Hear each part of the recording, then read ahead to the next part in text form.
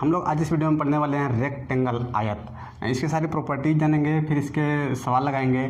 तो हम लोग देखते हैं आयत होता क्या है। देखिए, इसके पहले हमने आपको वर्ग पढ़ा रखा है। क्या वर्ग पढ़ा रखा है? आपने वर्ग में पढ़ा था, क्या पढ़ा था? इसकी चारों भुजा आपस में क्या होती है? बराबर होती है। सब कोण क्या होता है? 90 का होता है। प्रत्येक कोण कितने का होता है? समकोण का। इसके जो विकर्ण होते हैं आपस में क्या होते हैं? बराबर। ये हमने आपको बता रखा था किसमें? वर्ग में। इसके विकर्ण 90 डिग्री पे काटते हैं। कितने काटते हैं? 90 डिग्री पे। ये भी आप जानते होंगे।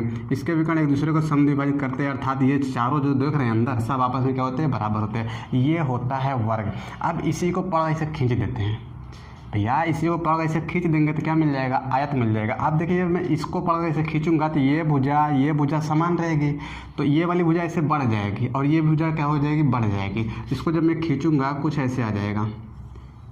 कैसे आ जाएगा? ऐसे आ जाएगा। अब देखिए, ये भुजा बढ़ गया। ये भुजा पहलवे से बराबर है। ये भुजा जितना बढ़ेगा उतने ऊपर वाला बढ़ेगा, उतने ना बढ़ेगा ऊपर वाला। तो यहाँ से क्या होगा? यहाँ पर आयत में जो होता है, ये तो वर्ग की बात थी, ये किसकी होता है? ये आयत की। आयत में सम्मुख भुजा आपस में बराबर होता है। क्या होता है? सम्मुख भुजाएं आपस में बराबर होती है, अर्थात ये भुजा इसके बराबर होगा। अगर मैं नाम दे दूँ ABCD, तो सम्मुख भुजा क्या है? इसमें AB बराबर है CD के, और ये BC जो है ये बराबर हो जाएगा AD के। सम्मुख भुजा बराबर है भैया। इसी को पढ़ हम इसे खींचे थे, तो ये कोणवा क्या है कि अब तिरछा नहीं खींचे, सीधे सीधे खींच दिए थे। तो ये कोण 90 का था, तो ये ना 90 पे जाएगा। तो ये कितने का? 90 का। सभी कोण क्या हो जाएंगे?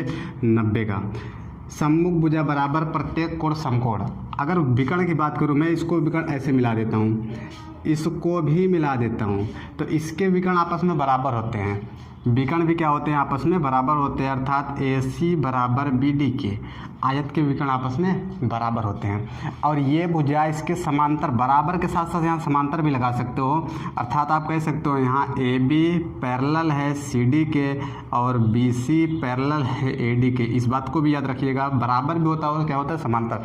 विकर्ण आपस में क्या होते हैं? बराबर होते हैं। विकर्ण एक दूसरे को कट कर रहे हैं, जिस बिंदु पर कट कर रहे हैं उसको हम लोग O मान लेते हैं। क्या मान लेते हैं? O मान लेते हैं। ये इसके बराबर होगा, ये इसके बराबर होगा, और ये चार खंड नहीं दिख रहा? OD OC OB OA, ये आपस में सब क्या होते हैं? बराबर होते हैं। याद रखिएगा, इसके विकर्ण 90 डिग्री पे नहीं कटते हैं। इसके 90 पे कटते थे, लेकिन इसके 90 पे नहीं कटते हैं। तो ये हो जाएगा OB बराबर OC बराबर OA बराबर OD। याद रखिएगा, दूसरे को क्या करते हैं? परस्पर समद्विभाजित करते हैं। इसके अलावा अगर मैं इसके एरिया की बात करूं, किसके? एरिया बोले तो क्षेत्रफल की बात करूं, तो इसकी एक लंबाई एक चौड़ाई का गुणा कर दो, आंसर आ जाएगा। तो सीधे सीधे आप लंबाई लिख सकते हो, गुणा चौड़ाई लिख सकते हो। उसके बाद पेरीमीटर, मतलब इसको बनाने में इसके बाहर कितने बाण की, या फिर कह सकते हो कितने तार की, या फिर कह सकते हो कितने जेबर बोले, अरे हो ना, तो नायलॉन वाला, कितने की आवश्यकता होगी। तो ये लंबाई ये चारों को जोड़ देंगे, क्या आ जाएगा? इसका परिमाप आ जाएगा। तो परिमाप बराबर हो जाएगा इसका। ये भुजा जोड़ देते हैं, ये भुजा इसके बराबर है, ये भुजा इसके बराबर है, तो 2 दोनों भुजाओं का योगफल, लंबाई गुणता नहीं प्लस में चौड़ाई। तो ये क्या आता है? इसका परिमाप आता है। ये क्या आता है? इसका एरिया आएगा। तो ये इतनी जानकारी अगर आपको आयत में है तो उम्मीद करते हैं आपको आयत के सवाल बन जाना चाहिए आपसे। अच्छा, सिंपल है, क्षेत्र पर थोड़ी ना पूछेगा। हाँ, ये मान लो एक आध सवाल में पूछ लेगा।